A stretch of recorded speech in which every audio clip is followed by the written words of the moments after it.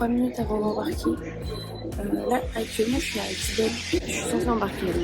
Et le vol s'est bien passé. J'ai dormi 5 heures. J'ai dormi dans un hôtel à côté d'Orly. Un hôtel Ibis, cœur d'Orly. Bon hôtel, franchement très cool. Au petit déj, pas ouf. Mais moi, dès qu'il n'y a pas de pancake, c'est bon. Petite nuit, sachant que la veille, j'avais un peu fait la fête. Petit coup de mou quand même. Un peu. Ce matin, c'était un peu dur. Deux petites larmes aussi dans l'avion. Forcément, je me suis passée pour ma famille, pour les copains.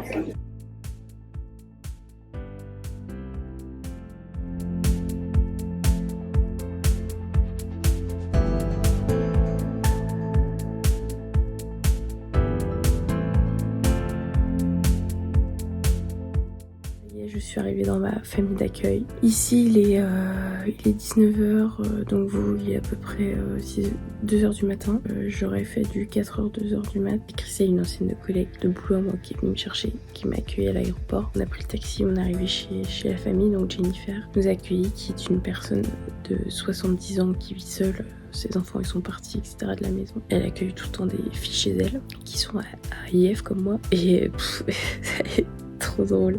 En fait, elle passe son temps à rire. Elle rit pour tout. J'adore le perso. Dès qu'elle rit, j'ai envie de rire alors que à la plupart du temps, je ne comprends pas ce qu'elle dit. Heureusement qu'il y avait Christelle, mon petit lapin, qui était là pour m'aider parce que c'était compliqué. En plus, avec la fatigue et tout, c'était... Il y a des moments où je décrochais complètement. Je vais dormir direct. J'ai pris de la mélatonine pour dormir. J'ai prévu un cache-yeux parce que ici, ils ne connaissent pas les volets sur les fenêtres et ils ne connaissent pas le double ou le triple vitrage non plus. Et bien sûr, l'éléphant, j'ai eu énormément de mal à le rentrer dans ma valoche. Mais il a réussi à rentrer. J'ai eu des dégâts dans ma valise. J'ai eu des dégâts, mais parce que je fais des conneries, parce que je mets un produit en verre et je le protège pas, donc il explose quoi forcément. J'ai eu de la chance d'avoir mis tous mes vêtements dans des sacs. Le peu de produits qui a fuité, il n'y a rien sur mes fringues. Ils sont rangés là-dedans, là, dans le placard que je partage avec la fille qui dort ici avec moi, qui n'est pas là parce qu'en fait elle fait la bringue tout le temps. Mais autrement, tout s'est très bien passé. Les Canadiens, ils sont un peu fous avec les contrôles. Vraiment énormément de contrôles en sortant de l'avion. Mais beaucoup, tout le temps. Genre, même jusqu'au moment où, tu sais, en vrai, tu sors de l'avion, tu vas récupérer ton bagage en soute, tu te barres. Enfin, y a pas de... Tu prends exit et basta. Là, non. Là, il y a un mec qui vient checker mon passeport, checker le truc, le document de mon école pour justifier combien de temps je reste étudier, qu'est-ce que je vais faire. Et gars, j'ai déjà été contrôlée par tous tes collègues là 10 000 fois avant. Et après t'es encore recontrôlée. Enfin... Ça y est, ma première journée à Toronto se termine. C'était le plus dur. C'est ce que j'appréhendais le plus. De prendre les transports, d'aller jusqu'à mon école, de faire le transport, de rencontrer les gens, de réussir à m'exprimer. Et en fait tout s'est hyper bien passé. J'arrive à m'exprimer. J'arrive à me faire comprendre. Voilà, c'est après.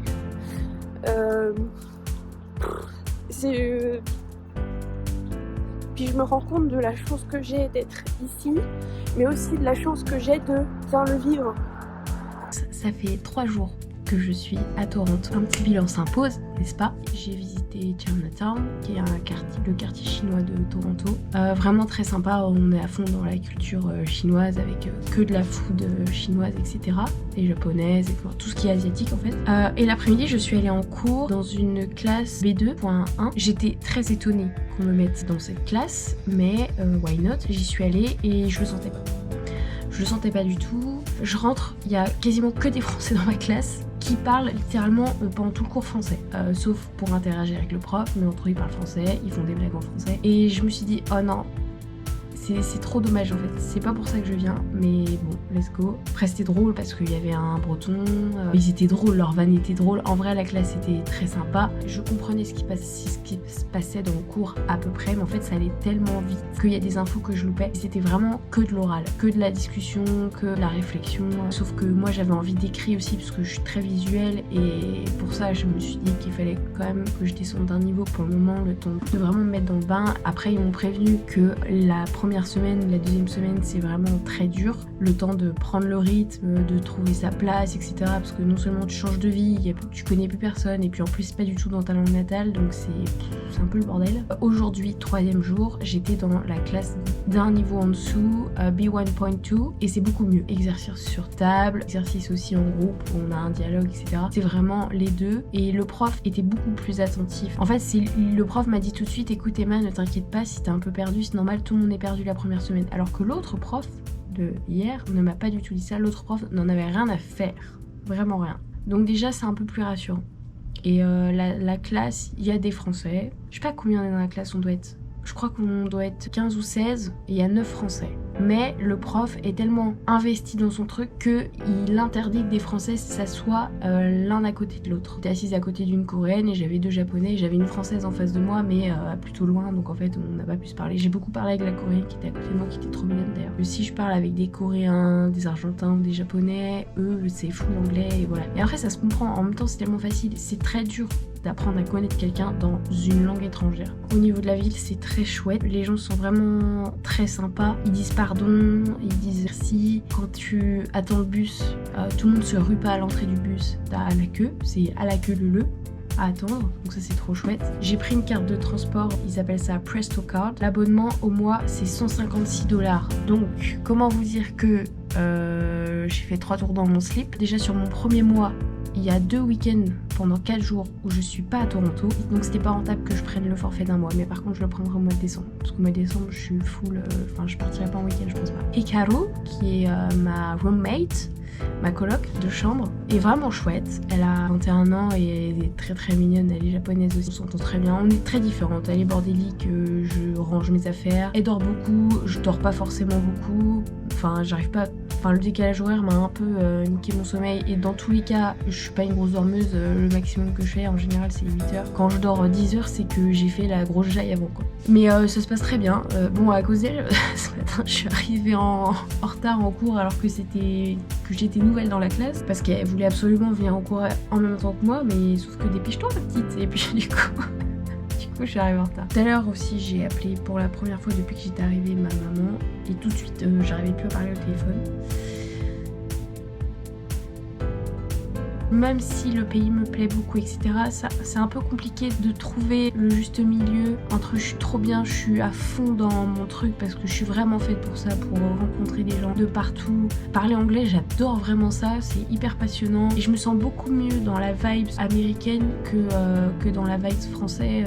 Les gens s'en foutent un peu, et s'ils ont envie d'être extravertis, ils le sont. S'ils ont envie d'être plus discrets, ils le sont. Et moi qui suis un peu too much parfois, je trouve ça trop cool parce que je peux être too much et en fait je m'en fous. De base, déjà en France je m'en fous pas mal, mais là il y a personne qui va dire putain, alors que le français est assez jugeant quand même. Ce qui manque c'est un vrai repère solide. De toute façon j'ai toujours eu besoin de sécurité dans tout. J'ai né l'éléphant, mon doudou, heureusement. Putain, qu'est-ce qui m'aide à dormir lui, c'est hallucinant. Mais autrement ouais, ce qui fait bizarre en fait c'est que moi quand je me lève le matin, ma famille en France et mes amis se mettent à table, et quand je rentre chez moi le soir, tout le monde dort en fait. Et c'est quand je rentre chez moi le soir que j'ai le temps de un peu parler à tout le monde, et en fait eux ils dorment tous. Donc pour maintenir la communication c'est très compliqué, et du coup ça crée un peu un vide quoi.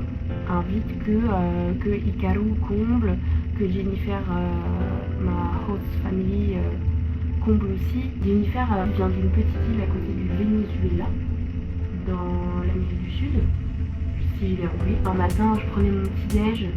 Déjà, elle était hyper contente de me voir prendre mon petit-déj parce que la veille de mon arrivée, j'étais tellement fatiguée et je lui ai dit je veux pas manger, j'ai pas faim, je prends pas de petit-déj de manger. Vraiment, j'avais plus de force. Et le lendemain, je me suis quand même levée et je me suis fait des œufs brouillés. Et du coup, elle s'est levée aussi et elle était trop heureuse de me voir manger des œufs. Elle m'a dit qu'elle était trop rassurée de me voir manger parce que du coup, la veille, j'avais pas mangé. Parce que j'étais tellement fatiguée et à côté de la plaque que je voulais juste qu'on me foute la paix et que je dorme quoi. Dans 2 jours, je pars à New York pendant 4 jours, donc ça fera sûrement l'objet de la prochaine vidéo sur ma chaîne. N'oubliez pas de vous abonner et d'activer la petite cloche pour ne louper aucune de mes vidéos. Gros bisous!